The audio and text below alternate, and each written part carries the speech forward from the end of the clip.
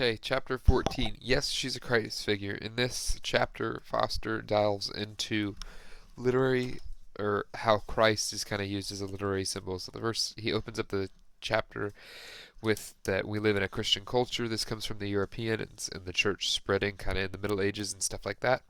So when you read to the people who don't really like that fact, just kind of understanding, hey, that when you learn about the religious system, it can help you get derive more meaning or get more meaning out of the book.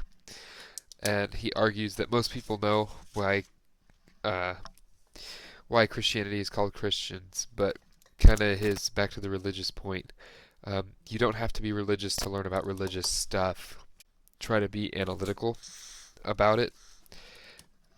He goes into this thing where he lists off some attributes of this person, and it never says Jesus in any of the descriptions, but most people would know from reading this list of attributes that, okay, this person was Jesus or Christ, the person that Christianity is based off of. So then he gives a fishing man example of kind of how, if this dude went and did this thing and he's good with children, he has a disciple, he goes to the wilderness, he goes through physical suffering, and then he does stuff, he says aphorisms, then he lies in his bed exhausted, his struggles, and his arms thrown out in a crucifixion position. He's damaged, he has raw hands, but then there's redemption about him to a fallen world. From that description, you kind of know, okay, this dude's a Christ follower. And he's like, oh, okay. And this actually comes from Hemingway and the book The Old Man and the Sea. So Christ is actually a Christ figure in literature is actually used. And then a point he makes so later in the chapter, right after that, is that for a Christ figure to be a Christ figure as a symbol kind of thing, it just has to represent Christ. It doesn't have to be necessarily Christ. But if you have a couple things on a symbolic level that are similar between characters, it probably is. And in most senses, in his class, he's talking about how when a student would ask, hey, could this person be a Christ figure? And if they had a couple points, he's like, well, yeah, because usually where you find them, his rule of thumb is where you find them and as you find them. So where and when you find a Christ figure, it probably is one. And his last point is, why do authors add Christ figures?